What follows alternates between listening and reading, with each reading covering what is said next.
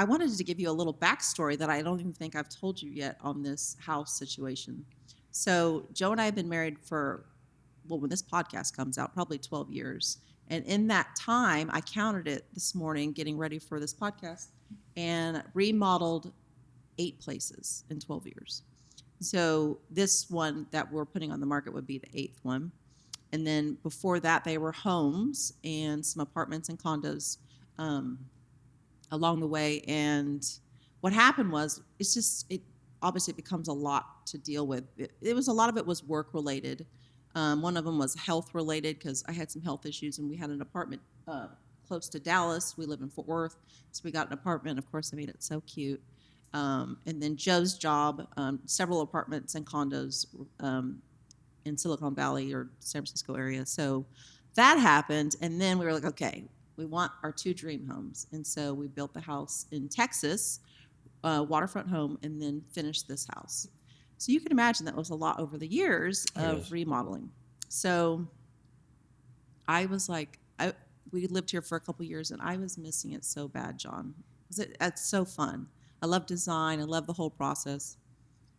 Well, I was like, how do I make this Joe's idea? How do I plant this seed? So we were on a walk one day, and I just said to him, if the property was right, would you be okay us buying it and either building it for ourselves, because we have an extended family and a lot of friends, the kids are already going to, have started to have kids themselves, build it, buy it for ourselves, and if not, we could sell it. And he was like, yeah, maybe, but years down the line. And then, no joke, about 2 months after that, Chris Light gives him a call and says, I have a property off of Ocean Boulevard, and it's already passed approval. So we didn't have to go through any of that. Which is huge. Mm-hmm. It was amazing. And Joe was very intrigued.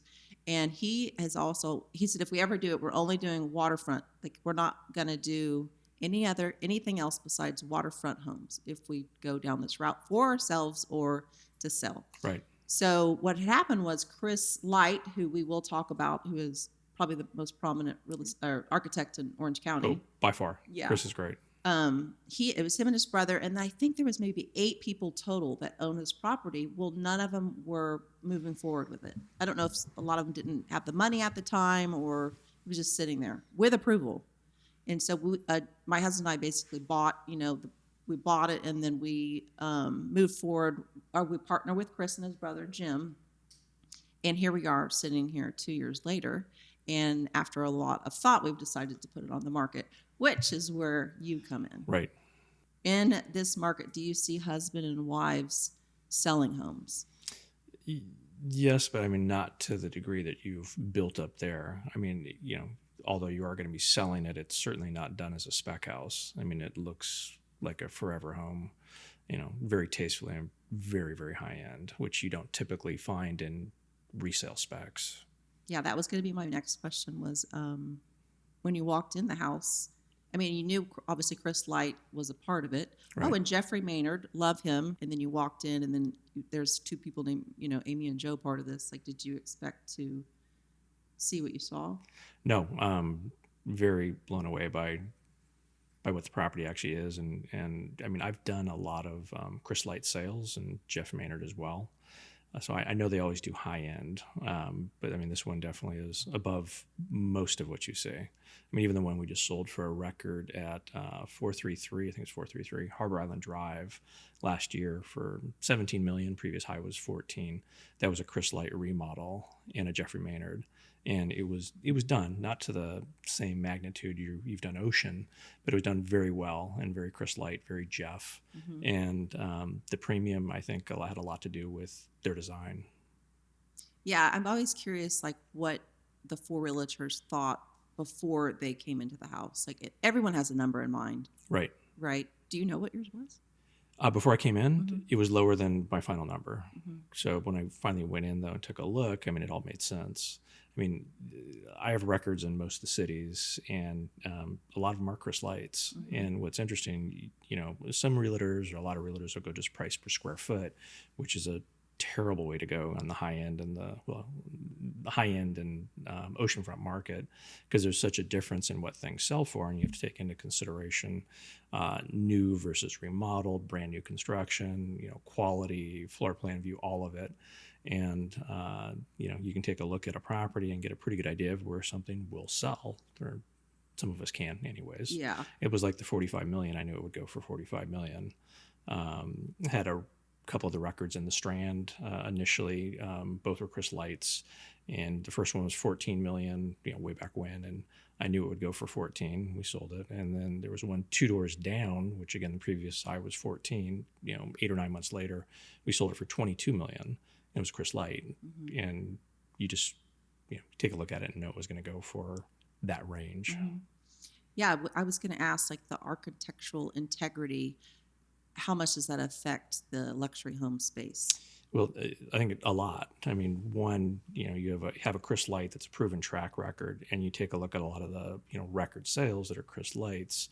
I mean, he has a certain pedigree from just his style, his design, and, he doesn't skimp on anything he does.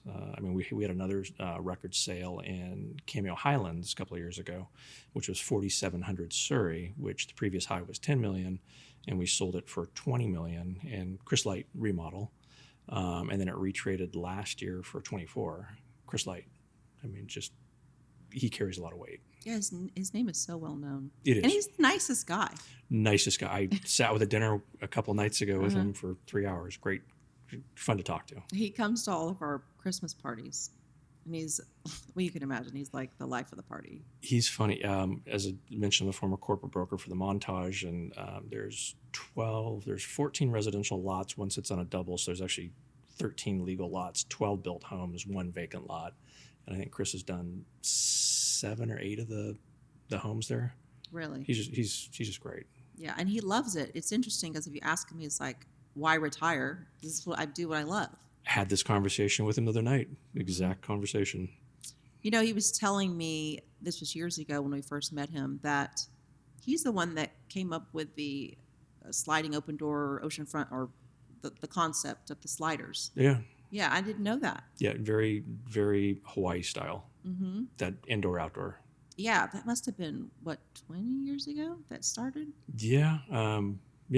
Sounds about right. Mm-hmm. Feels about right. Yeah, when we bought this house, it was so choppy, but I love the open concept. I remember I had the house next door listed, and I watched the whole, or I shouldn't say the whole. I watched quite a bit of the construction you guys had going on. This house next door? Yes. Since we've lived here, I think it's gone through 3 owners since we've lived here. Yeah. One after another. Yeah. Yeah, but it's I've been in the home, and it just I think people have trouble, like, structurally remodeling it. Is the feedback that I've gotten. That, in my opinion, would be accurate. Mm-hmm. Great site, though. Yeah, it's lovely. Yeah. And then the structure on the bottom. I know have you got feedback on that? Like underneath the deck, have people like, oh, that looks too scary to buy? Yeah, I mean, it's been a few years ago, obviously, but there was some pushback on that lower deck. Okay. I don't know. It doesn't really bother me. If I was in love with the home, I'd be like, It's buyer dependent. I mean, some of the buyers have an issue with cliffside, and some do not.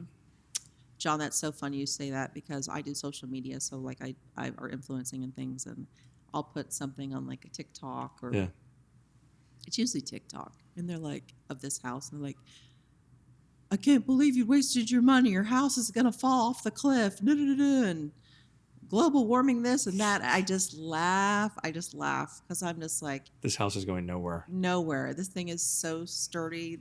This is going nowhere. And even if, let's just say, I'm just going to say, even if global warming was a thing, if the seas rose, look how high above the seas you are. I mean, you know what? Sometimes I can't help it. I'll respond, and I'll just say, I'll take my chances. Yeah, I think you'll be okay. I think you'll be okay. Oh my gosh, John, I forgot to say what I was wearing. I know you don't care, but I'm always into the fashion stuff. I have to say for every guest. So these are Alice Olivia maroon pants, Valentino shoes. This is the La Pointe shiny cape, which I love, but it's kind of hot in here, but it's good. And then I just threw my diamonds on because we were going to talk 21,995 home. So I had I just support the look. It's you look good. Thank you. So, also when I was getting ready for this podcast, I was writing some questions down, and I was upstairs in my room and I was looking at the water, and I wrote the words for the first time, 21,995,000. Totally teared up. I was like, I can't believe we are going to have a house on the market for that price. I mean, it's amazing. Yeah. But you have those pinch me moments. It's a very special home. Obviously, you're very talented in what you do, and I'm sitting in a home that is very well done. And I think you've taken that to that property as well. And what we find in our market, and what I find in our market, is people do pay for quality. They pay for done and super high end. And as I mentioned, a lot of the records I have in different areas here have been Chris Lights, and they have that kind of wow factor where people walk in and they have an emotional reaction, and they pay an emotional price. And it's not based on square footage or what the neighbor's house sold for. Here's the price, and they pay for it. You know that when we first started this project, I really pretty much knew that it would be put up for about that price.